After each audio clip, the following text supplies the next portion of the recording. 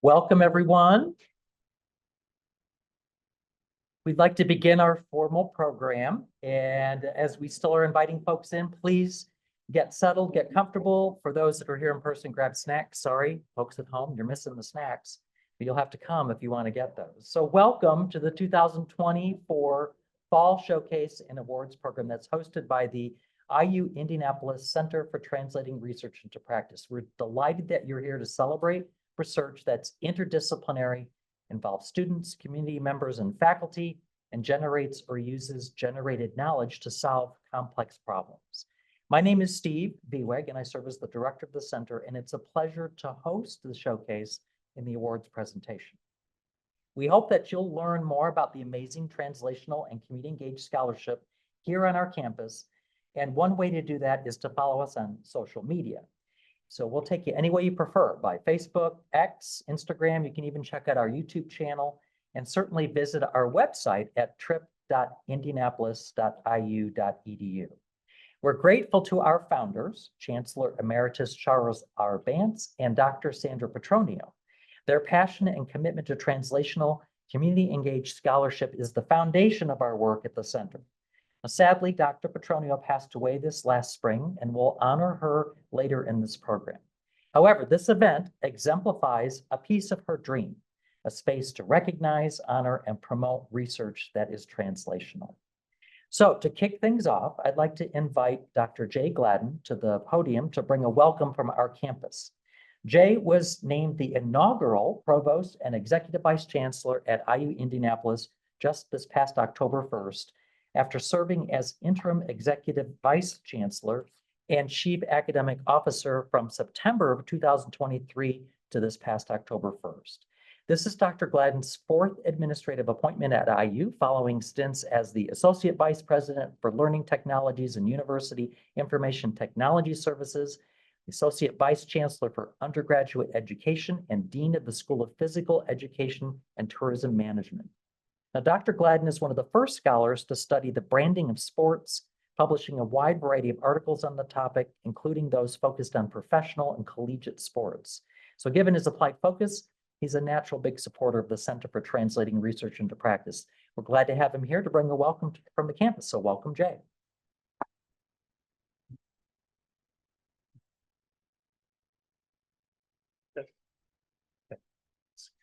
Good afternoon. It's wonderful to be here with everybody today. And first off, thanks to the presenters and congratulations to the awardees and the recipients. Your work is truly amazing and greatly appreciated. And as Steve just mentioned, at the center of who we are as a campus, honestly. Chancellor Ramchan unfortunately couldn't join us, but sends her well wishes and congratulations as well. I know from now more than, I think it's 7 months working with her, that she is a huge, huge advocate for the work that you all are doing and how we connect our wonderful campus to this amazing city, region, and state. Translational research is without question a hallmark of who we are at IU Indianapolis. Applying our research expertise in collaboration with community partners is also a foundational piece of our future direction as an urban research university. No great urban research university can exist or be called one without doing this kind of work. Thanks to Charles, who's here. I had the pleasure of working with Charles for quite a while. We shared many conversations. He actually motivated me quite a bit to work in the community around sports. And so I wanted to publicly thank you for that. Those relationships still are playing out today. And hopefully you'll see even tighter connections with the community as we move forward. Many thanks to Sandra as well. Without them, our focus and efforts around translational work would not be on display at events such as this. The IUPUI Center for Translating Research into Practice was established in 2003 by Sandra Petronio, a longtime professor in communication studies. She envisioned a center that would celebrate and promote the diverse array of translational research that occurs across our campus. Kind of weird, I have to look at this camera and look at you all. It's very weird. Translational research, as we all know, occurs when researchers generate or use knowledge and collaborate with community leaders, groups, and then apply this information to develop meaningful, evidence-based practices that solve problems people face in their everyday lives. Some of my most enjoyable work here on this campus has involved engaging faculty and knowing, particularly back to my first position where we had fantastic exercise science faculty, and we ended up applying that expertise with students in the community for the benefit of the community. Those are the kinds of things that we do so well here. Sandra was an accomplished translational researcher, one who I had the good fortune to share several meals with, and very well known for her work in the area of communication and privacy management. She, in fact, developed a whole theory, communication privacy management, and applied it to many cultures, communities, and contexts. Soon after they arrived on campus, which is the experience of many, Dr. Petronio shared with Chancellor Bantz at the time that IU Indianapolis was an amazing place with many examples of translational research in every school and program. Could not agree with that more. That legacy continues. We only hope to develop that further. I cannot amplify this perspective enough and what it means to us here at IU Indianapolis. Dr. Petronio then began a journey to help the campus tell the story by engaging community partners and faculty, staff, and students in creating today's successful center. When Chancellor Bantz stepped down from his duties, he led the center until his retirement. Charles firmly believes in the power of community-engaged research and university community partnerships that make lasting impacts on our lives and our city, state, nation, and beyond. You're also looking at someone who made a very conscious choice that when they were looking for a position was only looking at urban universities because of these sorts of things and the connections that we make with our communities. Charles and Sandra established the Bantz-Petronio Translating Research into Practice Faculty Award in 2013, and the Bantz Community Fellowship was created in his honor in 2016. These awardees represent an amazing variety of research activity, and that's part of the fun of it. The amazing array of research activity from all over our campus that involves students, community partners with faculty and staff to make a real difference in Indianapolis, in our state, and in the world. Consistent, this is the other rewarding thing, it's embedded. Community and translational research is embedded as never before, I think even amplified more than ever, in the IU Indianapolis 2030 strategic plan. The center identifies and encourages community-engaged translational research efforts by faculty. So I can't thank the organizers enough for this. I can't thank Charles and Sandra enough for making this happen. Again, I just want to say thank you to the scholars that are here today. I look forward to visiting with those with the posters afterwards, and congratulations again to the awardees. Thanks, and let's enjoy the afternoon.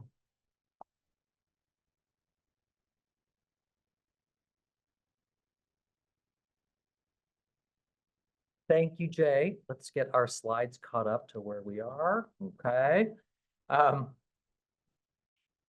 As mentioned, our founding director, Sandra Petronio, passed away this past spring. And you heard some about her amazing background, that she was professor emeritus in communication studies in the School of Liberal Arts. She has an international acclaim for her work as a translational scholar in understanding how we share our private information and the rules that go along with that. And that her dream, when they came to campus, as the story goes, as Charles shares, when she said, this is the most translational place we've ever been, they also identified that it's a modest place, that we're not really good at proclaiming the great things that we do. And she said, we need to identify it, celebrate it, and promote it. And so some of those ideas were to do the things like we're doing here.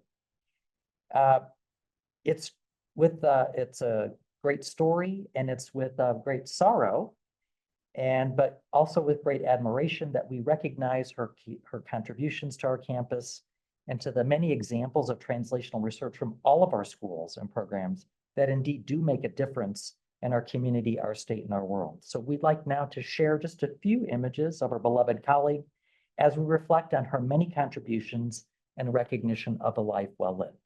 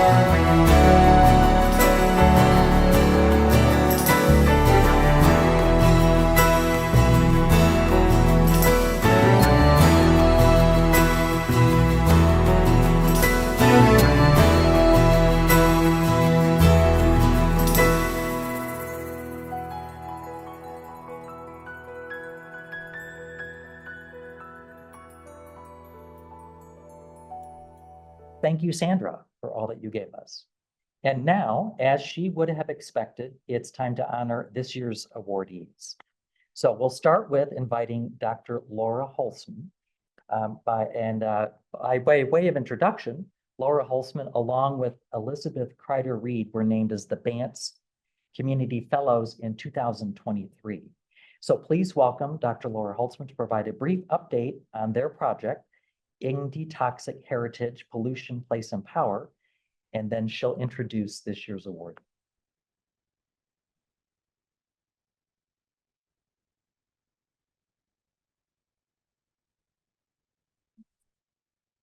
Hi, everyone. I'm Laura Holzman. I'm a professor of art history and museum studies. My colleague Liz Kreider-Reed and I are both connected with the museum studies program here at IU Indianapolis. I just want to begin by saying that the Charles R. Bantz Community Fellowship is really both an honor and a catalyst. So each year it supports a collaborative research team that involves partners from the university and from the broader community who work together to address a pressing community issue in Indiana. And last year, my colleague Liz and I received the award for a project called Indie Toxic Heritage, Pollution, Place, and Power. You can see some images related to our work up on the screen here. Working with Indy Parks and Recreation, the Kepler Institute, and community-based scholar activist Kay Hawthorne, we set out to create an exhibit that looked at the ways pollution and advocacy for environmental justice shaped Indianapolis's past, present, and future.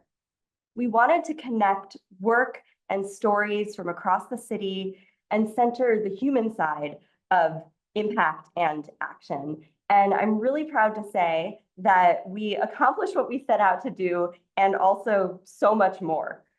So we organized 6 public programs that invited people across the city to share their stories of experience with environmental harm and resilience.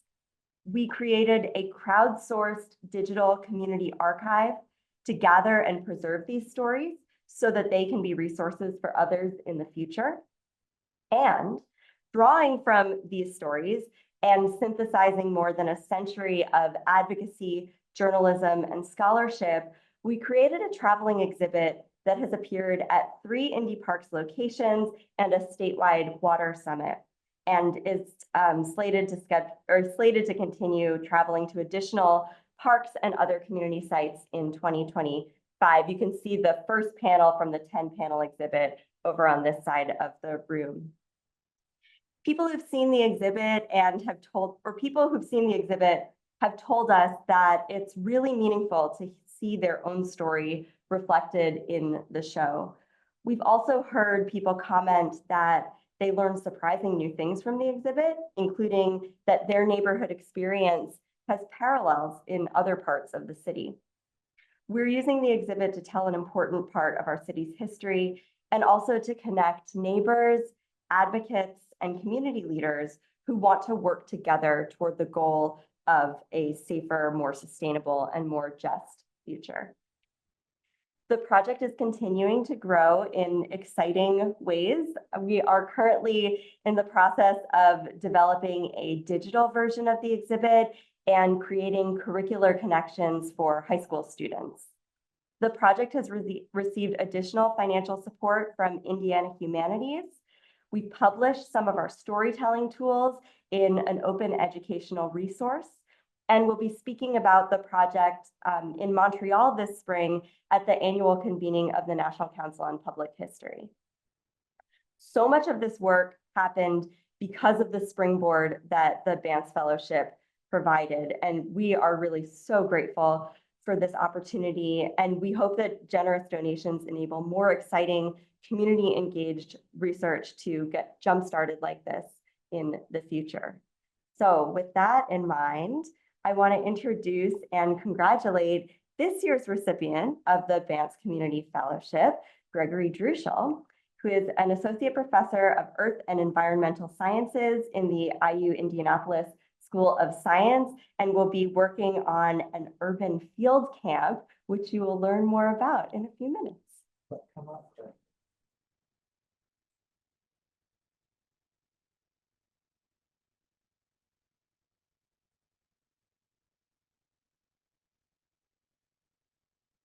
So Gregory is standing up here next to the awards that are the actual awards that are being given to him. One is a glass award, but the other one is an award that was created by students in the Heron School of Art and Design, which is really cool. So I'm sorry you at home can't see this, but that's where he is. So we have a short video to describe his research while he's enjoying his art here. So.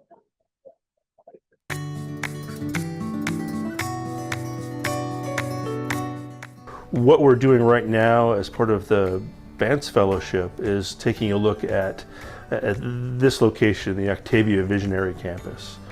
And what we're trying to address here is a historical contamination problem. There was a dry cleaner that, probably in the 40s, 50s, 60s was spilling, dumping, I don't think not maliciously, it was just our ignorance, our understanding of the environment, perchloroethylene. And so that has created a plume of groundwater contamination that extends underneath this property and is limiting the access to clean water for developing this site as a community resource for growing food, community resource for community and event kind of spaces, a community resource for housing. So all of those things are tied rather to this contamination problem. And so where we're coming in with our students is trying to provide some scientific information, some scientific basis for, okay, what's the history of this? How has this developed? There's been some remediation done. How effective has that been? What are some options in terms of being able to provide enough clean water for irrigation in terms of the agricultural sort of goals of making this a viable, effective community resource. Kepler is very passionate about wanting to develop it that way. They're also very passionate about protecting people. They're passionate about the environment. And so we're hoping to make a contribution through our students and the research that they're doing, the research that's growing out of our urban field camp, in a way that's going to benefit them. By them, I mean the Kepra, by benefiting, also allow this place to benefit the community, right? To be that resource. But the access to clean water is a critical piece of that. And that's what we're trying to do here, is to understand both the contamination and what are some options, right? In terms of how could Kepra have access to clean water to develop this site. We also work on some aspects of lead contamination in collaboration with Gabe Filippelli, who leads a lot of that in our department at IUI, and trying to kind of work with students and do research around how is lead mobile. Once we find it in like lead paint contaminated places, what can we do to minimize that sort of exposure, particularly to children, but to everyone in the community. For Kepra, it's important to get as much data as possible. The organization itself is not an agricultural-based organization. They work in that space, and they have community gardens and things like that, but they haven't actually got into large-scale agriculture. And so the organization has taken a very measured and deliberate approach to finding out what the contours of the property are, its ability to hold and retain moisture, if there are any challenges, do we have flooding, just basically gather as much data as possible. And so the fact that these students are coming here getting real work and real life experience and generating data that then Professor Druschel sort of translates to lay person's terms, all of that has just been super helpful. And as we Kepra compile this information, it will be used in our outreach efforts in the immediate neighborhood. Again, we're trying to make some plots available for our neighbors, people who live in apartments and things like that who don't necessarily have access to land. So again, these research projects are so important to generate the data we need as an organization to make good decisions about how to proceed with this vision. And it informs the vision too. So it just works on so many different levels. We use a variety of containers and tools to build relationships with people and to start programs and projects that are impactful, that, you know, in essence, uplift the human spirit. That work usually filters itself through 4 primary pillars: education, economy, empowerment, and environment. So we work in those 4 spaces. One, I'm tasked with supporting the work at OVC and any of our work in our organization tied to youth and young people. And so we see this as a great opportunity, the platform that OVC presents, not only from the opportunity to grow food and learn about that, but the opportunity to build relationships, understanding how to formulate a project of this magnitude, looking into the future, into some of the Quad 2 opportunities, and a myriad of other things that are rising out of the platform created here by OVC. So in summary, this is a platform in which we can continue to support our youth development initiatives and also help young people learn. So this opportunity is definitely a huge opportunity for students like me, because when I'm looking into building my portfolio and my skills, it's really great to have hands-on learning. So you can be in the classroom and you can work with different tools and you can learn different things, but when you actually get out and do things hands-on, it's extremely valuable. Also, talking to all the amazing people that I've met, networking and things like that has been incredibly valuable.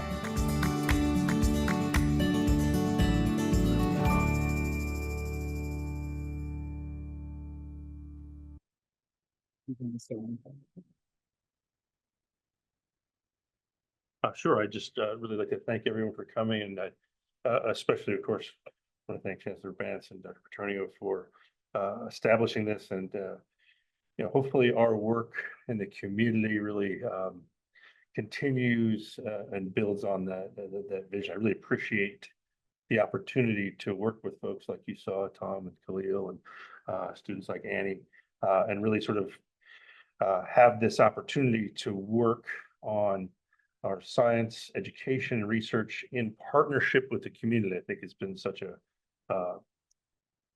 it's been an inspiration for me, and I see the success we've had so far this year just with the students as being really a really empowering kind of opportunity for them, and that we can, as a university, provide some real value to our community partners, to the people that live in our communities, and to kind of allow our students, give our students this opportunity to explore and build their passions and learn more about how to be ethical, impactful, professional scientists. Has been really wonderful. And I just really appreciate the opportunity this will and has afforded us to do that.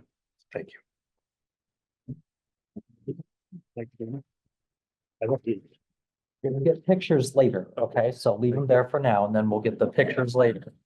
But congratulations, and we look forward to hearing more about your work next year, but we don't have to wait. He's gonna be here today. You can talk to him during the networking time to learn more about this important work. Well, next, I'd like to introduce Chancellor Emeritus Charles R. Bantz to present the Bantz-Petronio Translating Research into Practice Award. He and Dr. Petronio established this award in 2013 to recognize outstanding faculty research that is interdisciplinary and/or cross-disciplinary and is intentionally directed toward positively impacting people's lives within or beyond the state of Indiana. We're honored to have you with us here today to present the 2024 award. So please give a warm welcome to Dr. Bantz.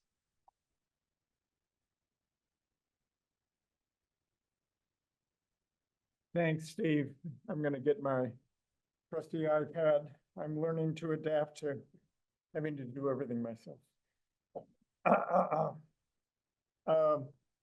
really glad to be here today. It's a wonderful opportunity. I want to thank Steve for putting together the wonderful pictures. One of the joys of the difficulty of the last year has been I've been able to see all of these amazing photos of Sandra who are having fun. Because sometimes in memory, we're working on something, you're doing stuff, and then you get to see these. And there's a theme that runs through them. You may have noticed that there's eating, there's food, You may not recognize all the locations, but a fair number of them are really attractive places that you would like to spend time in. We had the unbelievable luck of deciding to have a surprise wedding when we got married, and we decided we were going to have a New Year's Eve party and invite people to a New Year's Eve party and then get married after midnight. That way it eliminated all the lead up to a wedding. We had done that as children and we weren't going to do it again. But we also had picked a time that you never were working in the university unless you were in one of the health professions. You just didn't. So we took vacations for our anniversary. It turned out to be a good life strategy for us.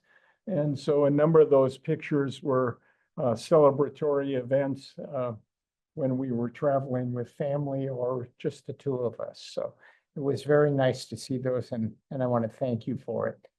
You've heard the story of how it got created. It is true. Sandra just said, you know, this is the most translational place we've been. And for those of you who don't know our journey, we met at the University of Minnesota Twin Cities and spent a number of years there. And we spent a long time in the desert at Arizona State University, which truly owns the translational franchise in Arizona, even though they don't have the medical school, although they're trying again to get one. And also we were at Wayne State in Detroit, which is a very similar campus to the IUPUI I came to. Equal size medical school, equal size residency group, responsibility for healthcare in one of America's bigger cities. And so, but she was right. Because it's, as Jay described, it was the fact that it was across the campus. It wasn't in one school. It wasn't in one unit. It wasn't a few people. It was pervasive. We had a museum studies program to pick one that people don't often think about. We certainly wanted to have a school of public health, which we managed to pull off because that was a missing piece from our portfolio and the commitment to community health. So Sandra took this on in her spare time that wasn't committed to other things. And she did it because she cared about it. She happened to be ahead of the NIH on translational. She was a president of a regional association back in the 90s, later 90s. And her presidential address was about communication becoming more translational, and we need to do that. And so when NIH kindly decided to make it a priority, we so shamelessly renamed the building. The HITS building was not named that when it was commissioned. It was named that as it was being built. We put in the translational part in. It was going to be the Health Information Building. And we think, let's be honest, we're going to be translational out of that place. We also said, let's try and align with the priorities of NIH. And so that then led to the effort that Steve has so diligently supported us through the years to make happen, which is bringing and celebrating those of you who do this. And that was always the idea. The chancellor wasn't going to compete for grants with anybody.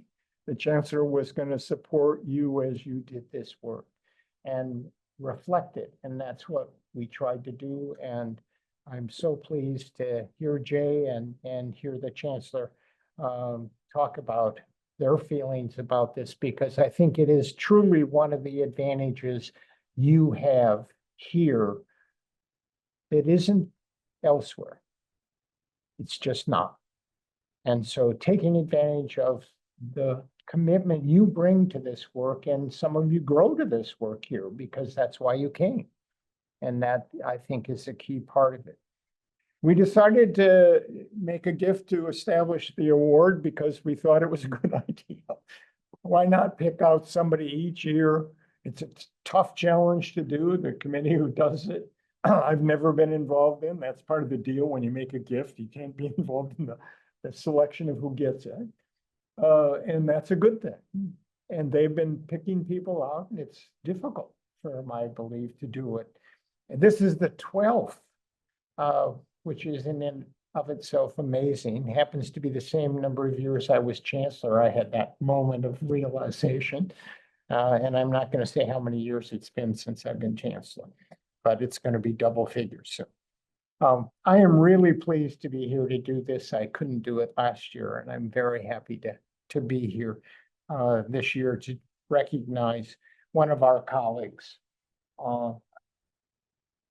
Dr. Sherri Bucher has an incredible goal. I mean, I read the description Steve sent me, and I'm reading through it, and I've recognized it. I know what all of these things are, and I got down to the end where it says what her goal is. It's an extraordinarily important goal to eliminate preventable newborn, maternal, and childhood deaths. Some of you in this room are people who do this work. Thank you. Most of you in this room know that this is a challenge in the state we live in. And it's deeply saddening to see that the numbers have gone the wrong way in recent years, especially in some of the areas. But it's work that you all are committed to. Dr. Bucher is committed to this, and it's a goal that really, truly matters. So I'm not going to list all the things she's done. I'm going to tell you a couple of the high points. But this is important work that you've made a commitment to. And it's meant that you get to be a frequent flyer, since she is not only doing it in Indiana, but globally as well. One of the things that's anchoring in this work is she had to build collaborations, because you can't affect all the preventable life loss by one person. That's just the deal. You have to build collaborations. You've got to do it with researchers and practitioners. You've got to do it with parents and with children. You've got to do it with people who speak multiple languages, none of which you may speak. You've got to do it across time and space. And the only way that works is building collaborations and translating that work into practice. She's collaborated with some of the collaborations that virtually all of you in the room have known, like the AMPATH project in Kenya. One of our great achievements, frankly, I believe, in the work that just continues and has to continue. It isn't one you solve, you keep at it. She's also worked on a training program that there's some material in back, and I want to mention as an example of it. I had never thought about this question. It's so fun when you look at it and go, duh. Why had you never thought about it? My excuse is I was never the parent of an infant. That's my excuse, the only thing I can come up with. Neonatal resuscitation. Turns out this is a challenge in neonatal. Babies die. And so the project is developed a program helping babies survive to train literally thousands, perhaps millions of people across 140 countries how to help infants survive. Now that matters. It can't have been easy. You say, anytime you say more than 2 countries, it starts getting complicated.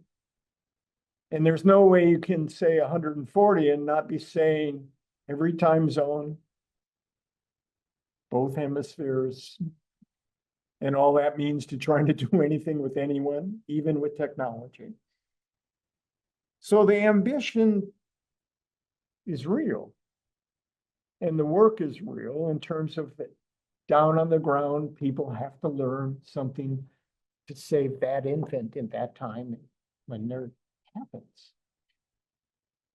And of course, to do this, she's managed to succeed in convincing external funders, internal funders, department chairs and deans to give her time and resources in order to do this, because you can't do this on what's in your purse.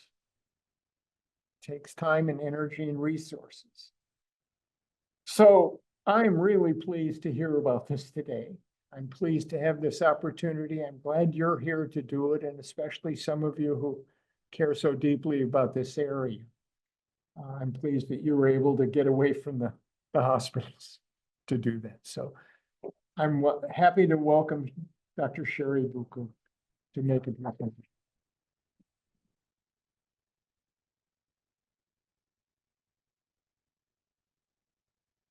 Thank you so much, Chancellor Bantz. That was wonderful. Really appreciate it. Thank you so much. So it is my delight to speak with you today, both in the room and those online, around some of the work that's been going on in my portfolio over the past 20 years.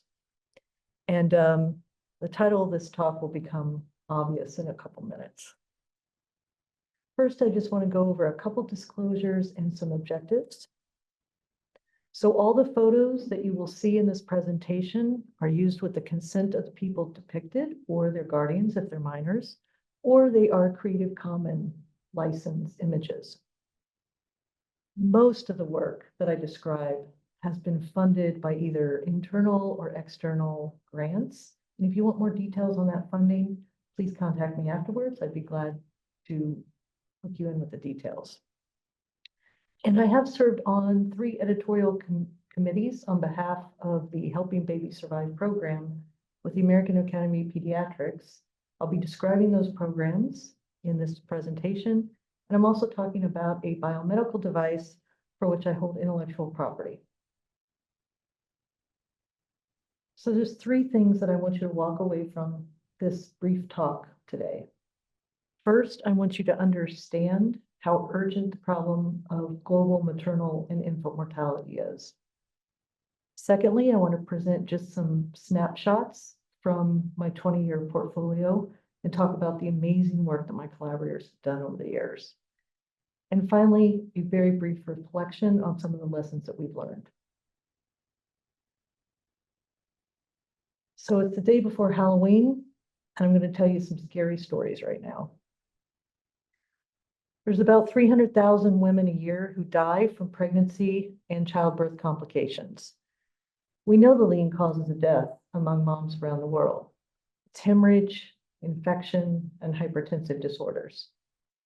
In addition to losing all these moms every year, we lose millions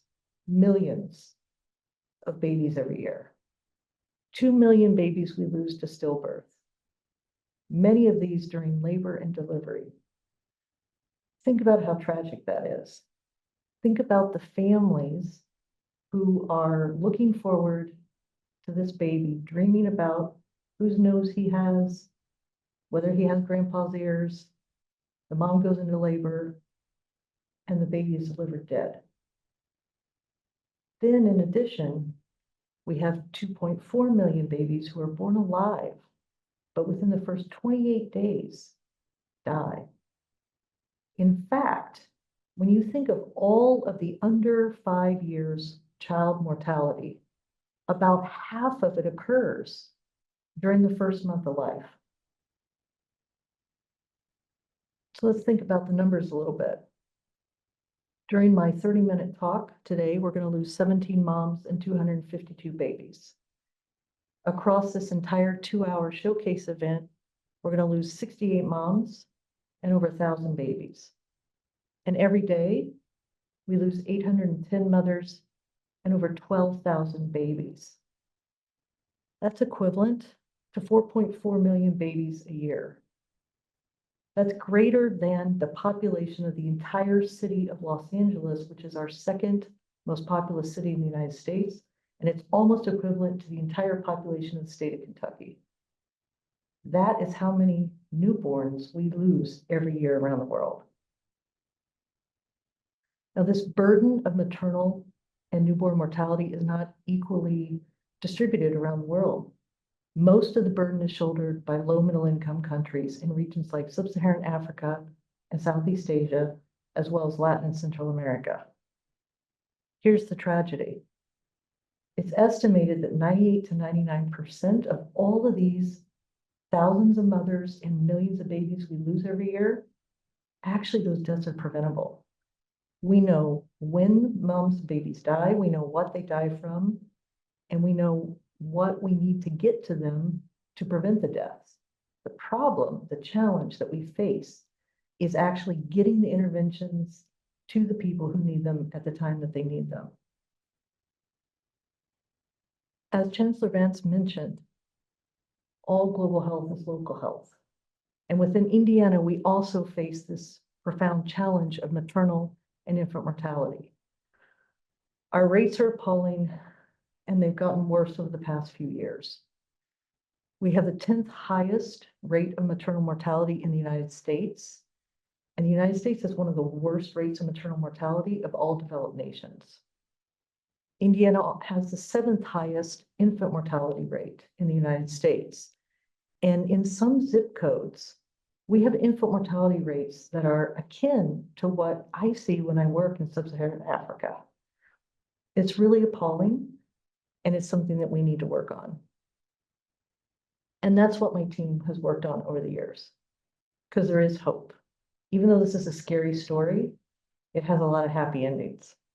So today I'm going to give you just a few snapshots of work that I've done with the American Academy of Pediatrics on helping babies survive. I'm going to talk about some of the innovation work that we do through the Neo Innovate Collaborative Consortium and give you a very happy story from the Global Network. So one of the big problems that babies face, both at birth and immediately afterwards, are breathing problems. It's called intrapartum asphyxia or birth asphyxia. About 10 million babies a year are born and they're unable to breathe at birth. Without intervention, about 1 million of these babies die, and there are a few babies who survive, but often with profound disabling brain damage. Now, the good news is that there is an intervention called neonatal resuscitation, which is highly, highly effective, and it is evidence-based. We know that people who are trained on neonatal resuscitation are able to prevent and manage birth asphyxia effectively. It's a really simple thing, and you don't need medical or nursing training to do this. It's basically, is the baby breathing or crying when he's born? Dry him off, rub his back. If he has secretions or mucus, pull them out. And for the few babies who don't respond after that, give them a few puffs of air with this thing called a bag and mask ventilation device. It's called positive pressure ventilation. The incredible thing is, by just doing these 3 basic steps of basic neonatal resuscitation, we can actually prevent about 99% of all asphyxia-related mortality around the world. Imagine one intervention that can save almost 1 million babies a year. That is why the American Academy of Pediatrics developed the Helping Babies Breathe program. It has this educational curricula, it has low-cost, affordable stimulation equipment, and in 2009, the IU site in Kenya was very, very fortunate to be one of the first global sites, along with Pakistan, to get a grant to be able to do some educational evaluation. In June of 2009, the American Academy of Pediatrics came to Eldoret, and myself and people from the Academy and our colleagues at Moy Teaching and Referral Hospital trained 4 nurses, the first 4 in the world, on helping babies breathe. And then over the next 2 months, we all went across 16 village areas in 3 counties in Western Kenya, and we trained about 50 additional people.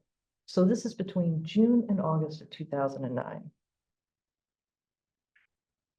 And then exactly 15 years ago today, to the very day, we had one of the most astounding things that happened.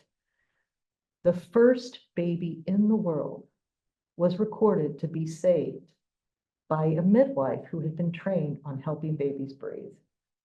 And it occurred in Kenya. There was a woman named Emily who came to the hospital in Bokoli to deliver her baby, and it was a very hard delivery. When she delivered the baby, he was blue and flat, but Mary remembered her HVB training, and she resuscitated him. As she was resuscitating him, there was a lab technician who told her the baby was dead and she should give up. But Mary replied, "Let us try. This kid might come back." And he did. And this is him at 1 year of age. Baby Job, the first baby in the world ever recorded to be resuscitated with helping babies breathe. And it happened because our Kenyan collaborators were in partnership with us on this program. In the 5 years that followed that event, HVB rolled out very rapidly around the world. It scaled to over 80 countries in 5 years. And as Chancellor Bantz mentioned, it's now in 140 countries, and millions of healthcare providers around the world have been trained on this program. Kenya was at the forefront of all of the efforts for helping babies breathe over the years. It started with the educational evaluation between Kenya and Pakistan. Then we participated in a 5-country field test. We were part of a global implementation trial, and we were looked at as experts within both the country of Kenya and the East African region.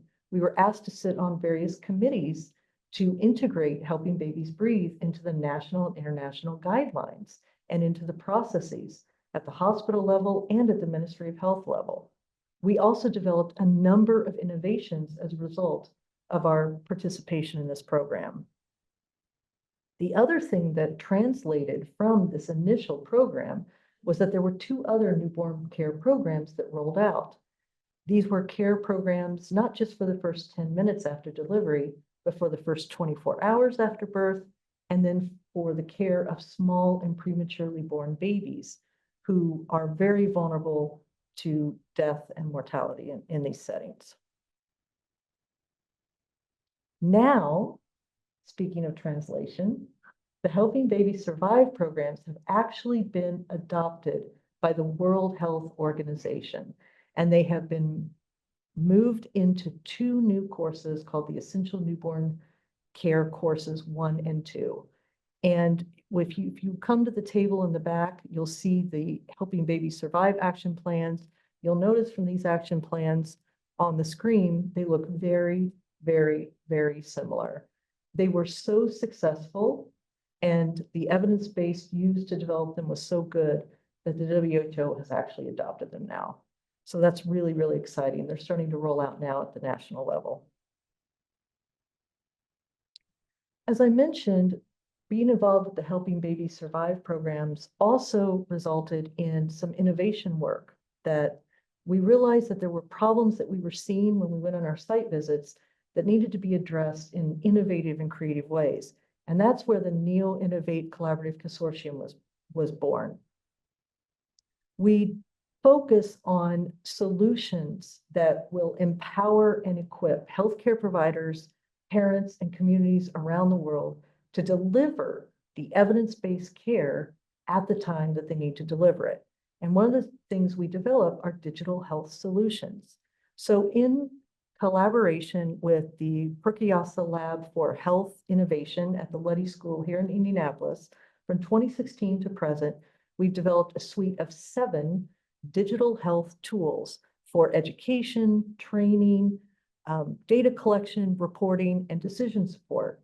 We call these apps the Mobile Helping Babies Survive apps, but they're powered by DHIS2.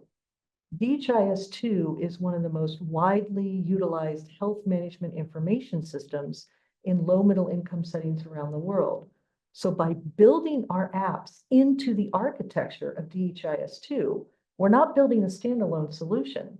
We're building an integrated solution that ministries of health can use to collect data that will go directly into their existing data collection systems. And this will help facilitate scale up of these tools in these areas.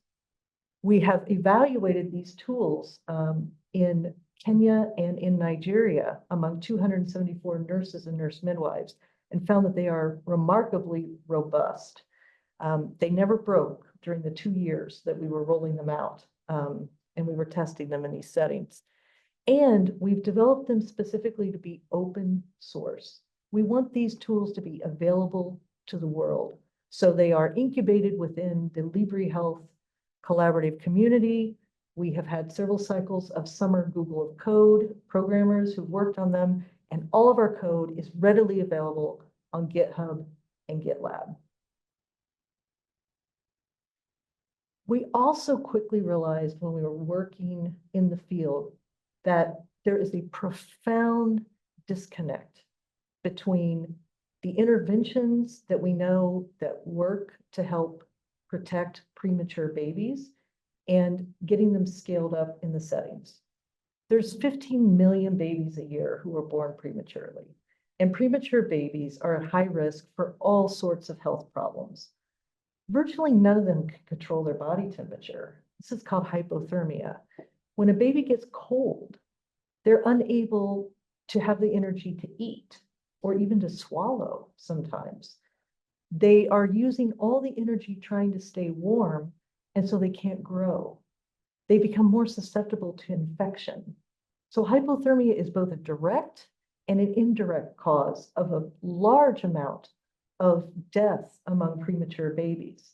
Now, there's an evidence-based intervention called kangaroo mother care, where the adult human basically serves as the incubator for the baby. So the adult and the baby snuggle skin to skin, chest to chest, and the baby remains warm, and it's very evidence-based. Babies just do better when they're in kangaroo mother care. The problem is that in these settings where kangaroo mother care can be the most useful, it's often the hardest for both healthcare providers and parents to implement the intervention. One of the problems they have is that people have to use traditional cloths to try to tie the baby to them. And many parents come, they're not expecting a premature baby. They're not prepared. It's an emergency. They may only have one cloth with them. And as soon as that cloth gets wet or dirty, then they can't do kangaroo mother care again until the cloth is hand washed, dried in the sun, etc. People are also worried these small babies are going to slip out and get injured. So we developed a kangaroo mother care carrier, which helps to secure the baby, keep the baby properly positioned so that they can breathe, they're in the right position for maximum skin-to-skin care, and because we know that there's a shortage of health workers in these settings, and health workers are supposed to do this work with kangaroo babies of taking their vital signs every 4 hours. We also integrated automated vital signs monitoring into the carrier so that whenever the baby's in kangaroo mother care or wrapped in the device and on the bed, they are continuously having their vital signs monitored. Then we built an app called NeoRoo, where through Bluetooth technology, we connect the vital signs information being collected by this device, and it is transmitted to the mobile phone. And there's 2 customized user interfaces. One is built for parents who may be low literacy, and the other is built for healthcare providers. So both of these adult stakeholders, the most important people in a small baby's life, mom and dad, nurse, doctor, they can both be getting information on their mobile phones about the health status moment to moment of these babies.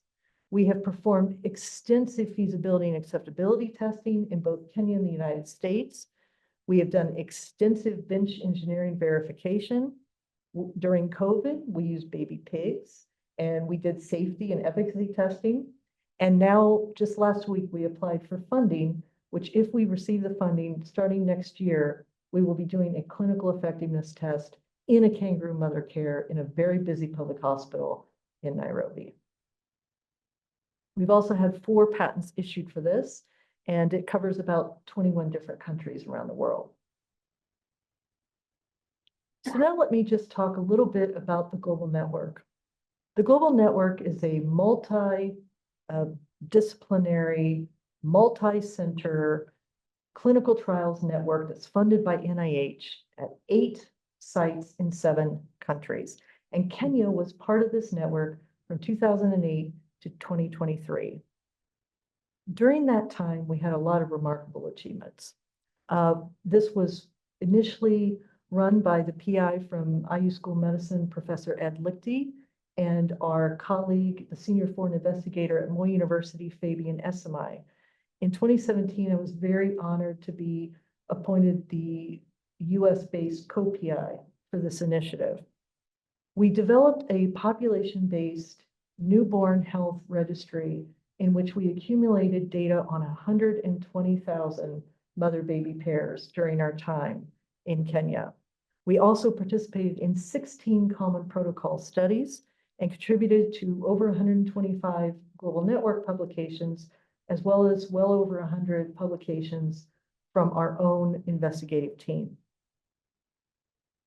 I'm going to talk about just 2 of the most recent common protocols that we did, because this is where we start to have a happy story. There were 2 trials that were recently done. One is called the aspirin trial, and the other is called the A+ trial. The aspirin trial was looking at whether administering low-dose aspirin to first-time pregnant women throughout most of their pregnancy would significantly reduce the rate of premature birth. Remember that there's 15 million premature babies who are born every year, and the vast majority of them have health complications, and there's very high rates of death. So if you can give a very effective, safe, and low-cost intervention to the mom to prevent the birth from happening, you prevent a whole cascade of problems downstream. The other trial was called the A+ trial. This was looking at something different. Infection and sepsis are other leading causes of death among both mothers and babies around the world, including within the United States. We investigated whether the administration of a very common antibiotic called azithromycin, which is very, very cheap. We gave 1 dose to moms during labor to try to see if it impacted the rates of infection and sepsis in moms and babies for the 6 weeks postnatal. Remember that we lose a lot of babies during that first month of life. We also lose a lot of moms. If we can cut the rates of infection during those times, we can potentially save millions of lives.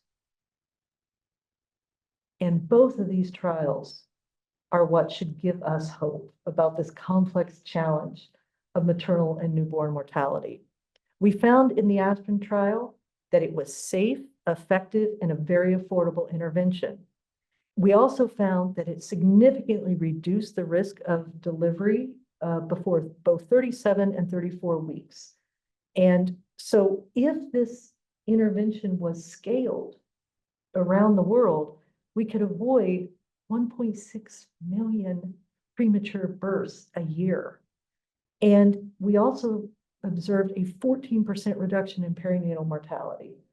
About 75% of all the death that occurs between 0 to 28 days actually occurs in the first week. So cutting that risk of death during that time period is astounding. And then with the A+ trial, we found that it was a very effective regimen to reduce maternal sepsis. And if that is scaled, it could avert almost 2 million maternal deaths a year. So some of the key things that I learned from this work along the way is the importance, number 1, of having a North Star. I go back to the example of the Helping Babies Survive program.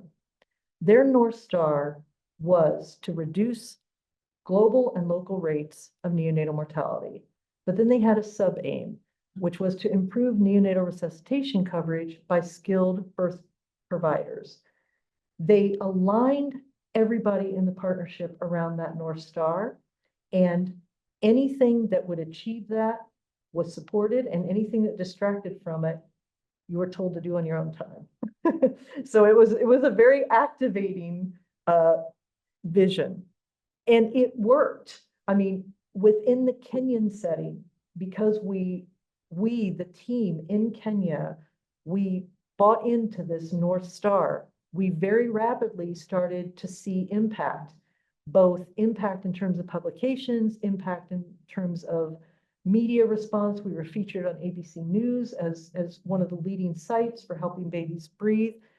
And then it inspired people to start to expand they started to take ownership of helping babies breathe. They started to use it for PhD programs. They started to start their own Ministry of Health initiatives where they would find resources for the training. So it wasn't just coming from Chicago, from the American Academy of Pediatrics, it was homegrown and owned by stakeholders within Kenya. And this translated to national and international policies. We were asked, our collaborative team in Kenya, to participate with the Ministry of Health in revising their national guidelines for resuscitation. We were asked by the WHO and USAID and other partners to contribute to international policies and guidelines and frameworks that fundamentally altered the evidence base in regards to implementation science for low fidelity simulation training and neonatal resuscitation around the world. And it had more ripple effects at the local level that I think are the most important aspect of this work. Every year, I try to go back and I try to visit with Job and with his family, his mom, Emily, his dad, Davis, his little brothers and sisters. The family just grows and grows. And, you know, today is Job's 15th birthday. If it had not been for Mary Wakesa being trained on helping babies breathe, he would not exist. He would not be here today. He would not be a big brother being annoyed by his little brothers every time we go to visit. And we learned in Kenya that another North Star we had was that for every single baby we save, that baby is the whole world to that family and to that community. So you can have this global mission about reducing things globally, but really what it comes down to is that local impact, that one baby, that one family, that one community. The other lesson we learned are that partnerships are absolutely key. These are just a few of the partners that have participated in supporting the Neo-Innovate Collaborative Consortium over the years, the work of helping babies survive, and all the work that we do to try to reduce maternal and newborn mortality.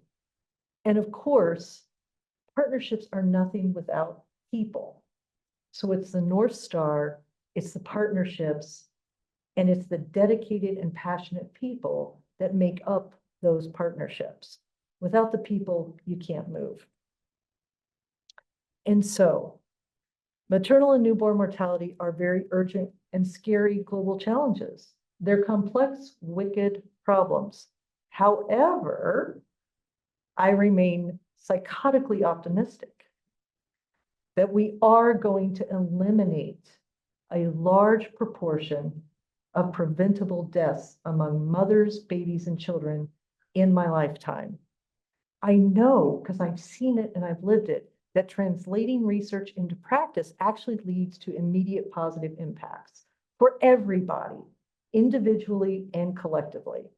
And that the crucial elements for the success include having a North Star that helps align the mission and vision, collaborative partnerships that scaffold and give the resources for that to activate on that vision, and then passionate and dedicated people who keep us activated toward that North Star. I want to end by just having my gratitude for the very many people and institutions and organizations that have supported this work over the years and that continue to support the work. AMPATH, the IU Center for Global Health and Equity, the IU School of Medicine, Department of Pediatrics was my home for many years, my institutional home. Moy University and Moy Teaching and Referral Hospital, Indiana CTSI actually seeded with pilot grants, much the innovation work that has now blossomed through the coalition. And of course, all the faculty and students and partners of the consortium, my current school of public health, the TRIP Center for supporting multidisciplinary community engaged translational work. It means everything to have a home where the work you do fits. It just means everything. So thank you. Very, very grateful. My 4 kids who have tolerated me going all over the world for all these years.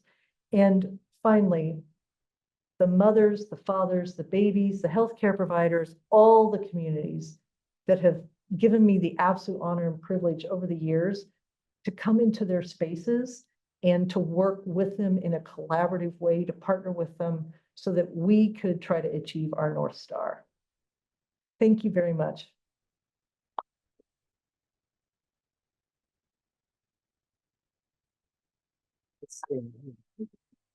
Thank you. Wow.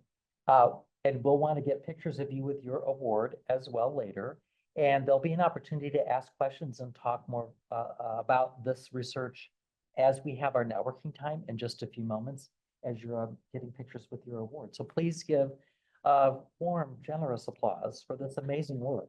Okay?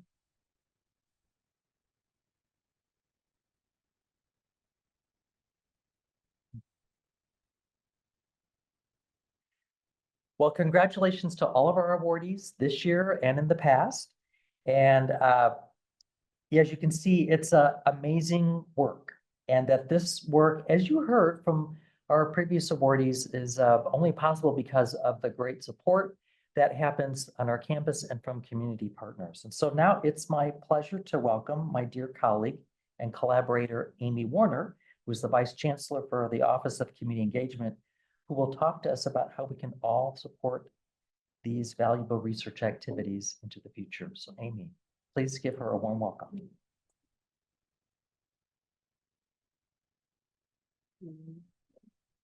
Thank you. And thank you, Sherri, for the whole world view of what you're doing. That was very inspirational. So thank you for that. Also, I wanted to thank you for that picture because it's about 10 years old. So I have new hair now. But I did want to, I love that you all were here to be part of the history of how Charles and Sandra brought the focus and the recognition for translational research, community engaged research, to be recognized and to be honored. So first of all, that's been a very important legacy that Charles and Sandra have left here at their home in Indianapolis, and I hope that we can continue to do this. As Steve mentioned and Jay mentioned earlier, this concept of translational research and this concept of the Tripp Center was something that was probably just a dream because of the modesty of Indiana, as we heard earlier today. But over these past 50 years that IU-PUI and now IU Indianapolis has come around, we've touched a lot of communities and a lot of scholars. And it's our hope that just as we began the initial seed investment, just as you had initial investment from CTSI, we need to look for ways to continue to support this work. We have individual donors who have given to the Translational Research Center. We have individuals that have given to both awards that we've given out today, and we want to continue doing this in the future. We have nearly 26 scholars that have come through the Bantz Scholarship, Community Fellowship, Community Scholars, and we have now 12 that have come through with the Bantz-Petronio Award. And we want to keep this growing and make sure that we have the opportunity to honor these scholars, the students that they're working with, and also certainly their community partners so that we can continue to lead the state and the nation in this important work. So as you think about what you've learned today, I hope you'll reflect with all of us on some of the important work that's been done since 2013, the first award, and then 2016 for the first Bantz Award. This is something that we'd like to see grow, and we'd like help from people online and also people that are here with us today. If there are individuals that have also helped you that you'd like for us to reach out to and encourage them to be part of this effort, please let me know. For those of you online, you'll also see that we have a QR code that will help you go directly to the IU Foundation website that permits us to accept charitable contributions to keep this work going. So I encourage you to share the QR code. I encourage you to let others know about the great work that you have been involved in yourselves that are here with us in the room today. And for those that are joining us remotely, we hope that you'll also share the opportunity to be part of this next stage of translational and community engaged research. So for me, it's been an honor to watch all these scholars grow. And I'm also thrilled to be a donor to this important work. So I hope you'll join me in that effort. And thank you for being part of it today. Thank you for those who are able to join us virtually.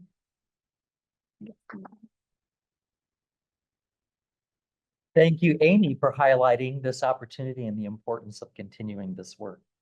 So we've come to the end of our awards presentation. And what we want to do now is invite our showcase presenters, come on up this way, because they are going to be available to share some information with you guys. This is your time. Come on up here. We look forward to the many opportunities that we have to share community engaged projects with you and the future opportunities to share this amazing work and the outcomes that make a difference. You're not up here. Come up here. So now you get to hear from just a handful of our translational scholars that are here to showcase their translational work. We've asked them to take 90 seconds or less to give you a teaser of what they have out here so that when we finalize our program, you'll be able to come and talk more with them. But to give you an idea, we're just going to let them come over here and introduce themselves and do 90 seconds or less. Ready? Go. All right, so good afternoon, everyone. My name is Vernice Estorcian. I'm a second year tenure track faculty with the Paul H. O'Neill School of Public and Environmental Affairs. And I'm happy to be here, and thank you, Steve, for inviting me here in order to share some of the research that I've been doing during my doctoral studies at Florida International University, which is in Miami, Florida. And so before I just jump into my research, I often share that it is both my personal and familial background growing up in a low socioeconomic community, being exposed to gun violence at a very young age, and where I grew up, which is in Nassau, Bahamas. And so that really inspired me to start building an interest in examining citizen-state interaction program, primarily through the lens of police youth engagement activities, particularly targeting youth under the age of 18 who've been impacted, exposed, or had a family member killed by gun violence. And so that as well have led to me wanting to conduct interviews with law enforcement officers, program leaders, as well as children to see whether a youth program called the Youth Outreach Unit Program, which is offered by the Miami-Dade Police Department, has any sort of impact on the youth involved in this program academically, behaviorally, and socially. And so that itself has really helped me to really wanting to incorporate the voices of minorities and highlighting how these programs are impacting their lives. And so I look forward to sharing more about my project and as well as my research. So feel free to visit me in the back and I can give you more details about that. 90 seconds.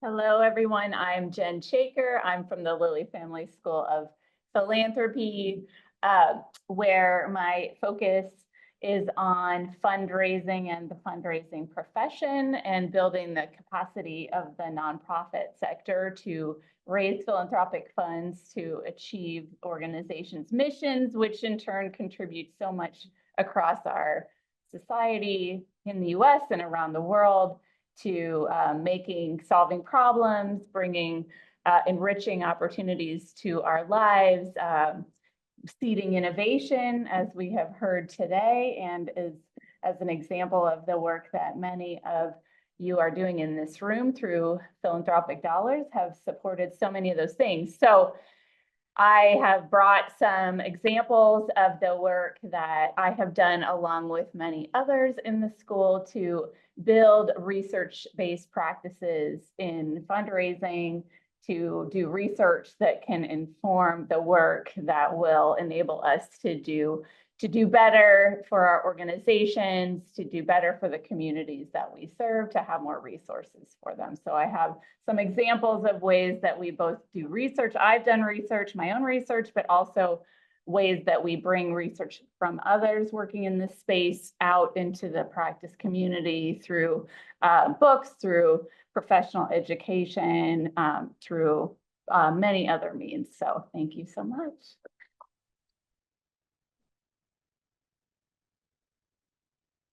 I love 90-second challenges. My name is Kevin Mickey. I am with the Polis Research Center. We're an applied research center in the Luddy School of Informatics, Computing, and Engineering. We just celebrated this year our 35th anniversary, which is why I have lots of neat visual aids with me.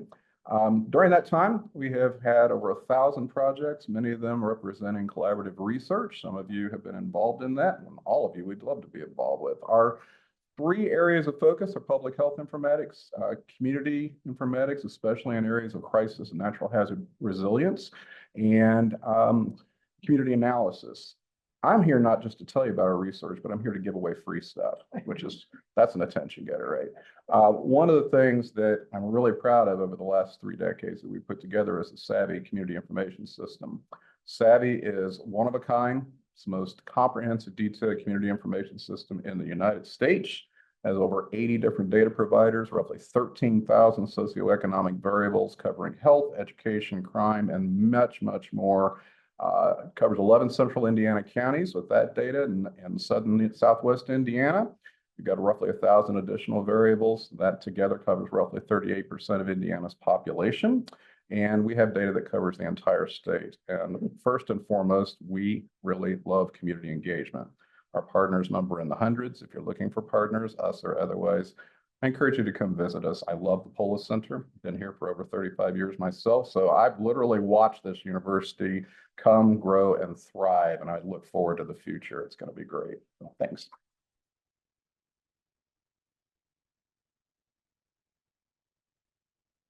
Like I need a timer. Okay. Good afternoon. My name is Zach Adams. I'm a clinical psychologist and a faculty member in the School of Medicine, Department of Psychiatry. I'm here partly to share some of the work I've been doing, but really to represent our research group, which is the Adolescent Behavioral Health Research Program. This is a group of 8 to 10 faculty members in the departments of psychiatry and pediatrics, all organized around the issue of how do we improve care for young people who have substance use and mental health disorders. There's roughly 50 million Americans who have or have had substance use disorder. Many of those start during the teenage years.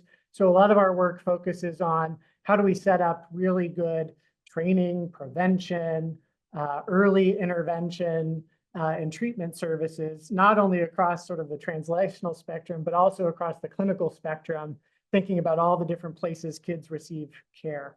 So some of that work is happening certainly within specialty care settings like our own psychiatry clinics, but also in primary care, hospital-based settings, juvenile justice, education, and so forth. So what I'll be talking about or sharing as you stop by is some of the work that we've done in partnership with local, state, and federal sponsors, with community partners, and with various folks connected through our school and departments across campus. So looking forward to chatting.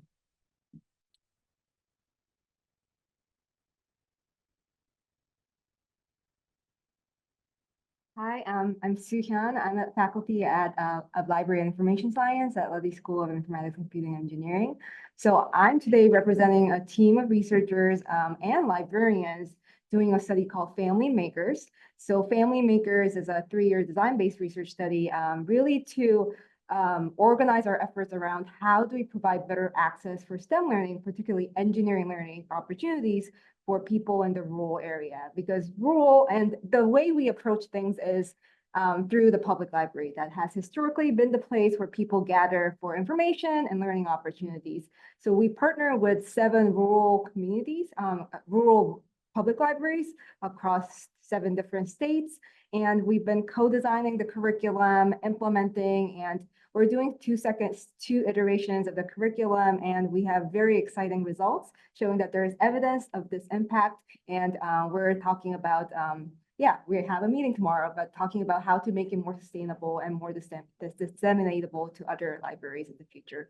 So yeah, looking forward to chat.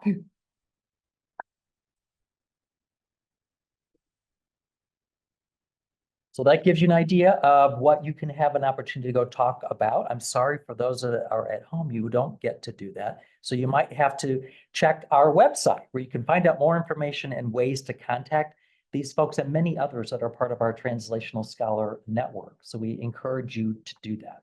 A couple of other quick things I want to share is we have a really wonderful and important partnership with the library and the ScholarWorks program.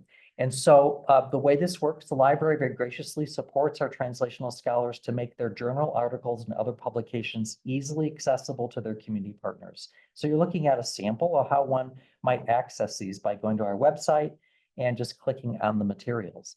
The TRIP ScholarWorks collection includes over 4,000 articles and other items that are authored by IU Indianapolis's translational scholars. And collectively, these are viewed or downloaded more than 150,000 times per year. This collection has generated over 1 million open access views to date from readers around the world, all at no cost to readers and authors. So we appreciate the partnership of the library. Now, in honor of realizing Sandra's dream, the Center for Translating Research into Practice is very proud of all of its accomplishments in identifying, celebrating, and promoting translational research. And we hope that you'll engage with us in whatever way you can to learn more and share ideas about how to make the world a better place. So one of Sandra's dreams was to have a space where scholars could engage with others to openly share ideas and generate more research and scholarly creativity. And to that end, we've established our Scholar of the Month program, which includes our monthly conversation with a scholar to simply learn more about their work and discuss the implications and to share ideas and new connections. So you can check this out on our website and join us for these upcoming Scholar of the Month virtual conversations. Here's the 2 coming up for the end of the year. And of course, you can follow us on our social media platforms and visit the YouTube channel to find information about our past events. So we want to thank all our partners. That doesn't happen easily, as you know. We all have to work together. We've been hearing about that all today. And we thank them for their support. And we thank you for coming and making a difference in the work that we do. So thank you all online for joining us. We're going to let you go. And the rest of us, we're going to stay here and enjoy some snacks and some opportunity to talk with each other and take pictures of our great award winners with their awards. So thank you all.